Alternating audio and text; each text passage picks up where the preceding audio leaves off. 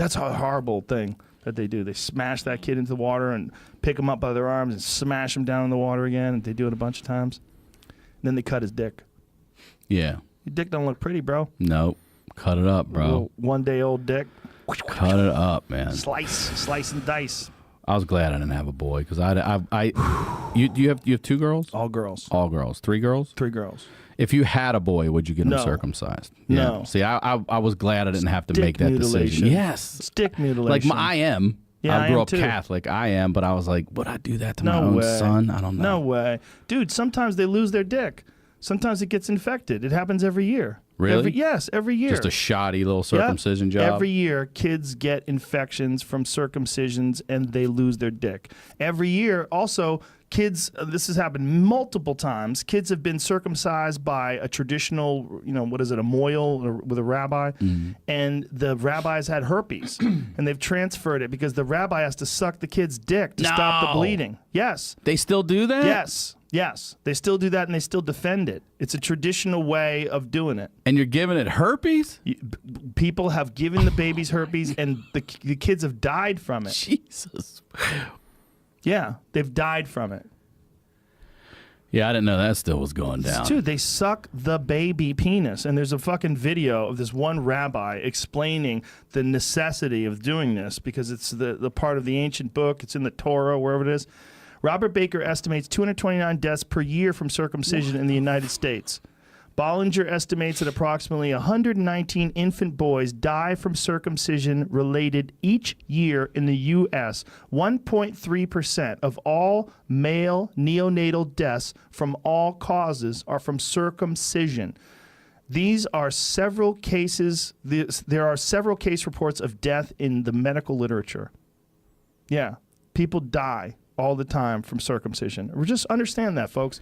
This is an elected, unnecessary surgery that you're doing to a fucking baby, and there's no medical reason to do it. AIDS prevents AIDS. People say stupid shit like that. The fuck it does. No, the fuck it does. No, it doesn't. It doesn't make any sense. There's a lot of people that are doing it to justify the fact they've done it forever and try to come up with, hygiene. Wash your dick, you dirty bitch. Wash your Soap and dick. water. Wash your dick. I watched a guy at the gym one time. It's an old dude stood underneath, the hand dryers. With his balls? Yeah, he rolled his circumcised dick down to dry them. Nice. I never used that hand dryer again. I was like, there's a fucking, there's a good move, dude. That's a dude doesn't have any shame at all. I don't know if those numbers are accurate that you just read or that we just pulled up. I found another article talking about it, and this is an Australian link to talking about the same information. It says that my palms sweat. Yeah. According to the study, that not all deaths that might be circumcision related are officially recorded. Oh god. So there might be more. So they hide it. I guess They call it something else. They say it's an infection or something like that. I mean, yeah, man, it's unnecessary. It's it's barbaric. They're gonna look back on this 100 years, 500 years from now, and they're gonna make fun of it the same way we make fun of powder wigs. But it's even worse because you're doing it to babies. Yeah. The babies can't eat. They don't even say. By the time they're adult, they're like, "What happened to my dick exactly?" Like, "Oh, we just thought it was ugly. We had you cut." Cut. Yeah. I mean, you should be, that's a decision a person should be able to make. Because I feel like every guy at the age where they were old enough to make that would be like, fuck, I'm not doing that. Yeah. I'm not doing that. Did you know that they, some guys are trying to grow their foreskin back? Yeah, this is what they're doing. They're taking the skin that they have, the regular skin around their dick, and they're stretching it out. And there's all these devices. What, like the lip pull and the ear pull shit? Yep, And they're trying to get it to go exactly. back? So they're taking like the base of their dick where it was cut, and they're pulling that skin up a little bit every day. I'm watching you do. I'm not kidding, man. There's like devices that they have. Do it again. You pulling your pants up? No, I'm pulling my foreskin up. Try to stretch my foreskin out. Yeah. So they believe by continually pull it'll what, reattach and grow? Well, it looks weird. It looks like a turtleneck. It never really looks like it's not a single layer of skin at the top. You got a double layer now. Right. You got a rolled layer. You do have skin at the top, but it's like, it's like a blanket. It's not like a sheet. Right. Right. I can't get over people do. I guess people do everything. Why am I shocked? Well, there's a whole community of people that are trying to grow their foreskin back that are really angry and they feel all this pain and that, like emotional pain from the fact they got their dick cut when they were a little baby and they had no say in it.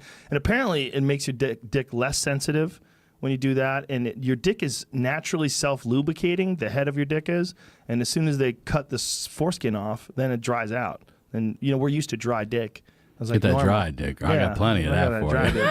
But apparently, regular dicks, if you don't cut them, they're moist. The tip, like you pull that foreskin back, and that tip has got like a layer of mucus on it. Ah, which is why you got to clean it and keep it all. That makes sense. Jesus Christ, that was, man. Yeah, it's a weird practice, man, and it doesn't make any sense. The fact that it's still around in this day and age with all that we know and all the risks that we know about where kids actually do get sick and die from it. That's a real thing. It happens every year. Who knows how many people are out there that have fucked up dicks that are just because some asshole ancient tradition that we passed on. Oh, you're just supposed to do it. Yeah. Yeah. My friend did it to his kid. He goes, I don't want my kid to have a weird looking dick. I go, what are you talking about? You're right. How often are you going to be looking at it? How are you gonna train that kid? Do you really think that that's gonna fuck with him that much? Yeah, when he goes to the locker room and other kids gonna stare at his dick. I go, what?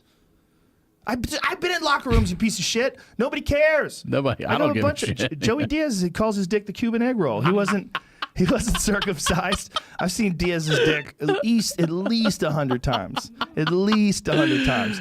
And he would pull out his dick for punchlines and jokes.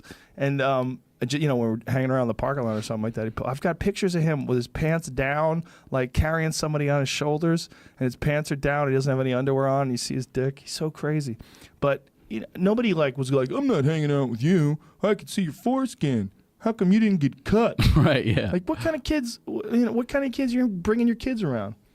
Well, they're gonna tease them. Your kid can't take a little teasing. Yeah, hey, I'm sorry, my dick didn't get mutilated by that witch doctor. That's the fucking exactly. Your butchered dick over there. Yeah. This shit's fucking intact right here. What did it feel like when that moil was sucking on your dick? Yeah, that's when the you were thing 2 days old. That's the thing I didn't know was still going on. Obviously, they circumcise babies still, but I didn't know that. Dude, they defend it. It's an Orthodox Jew tradition. I wonder if Ari got his dick sucked when he was a baby.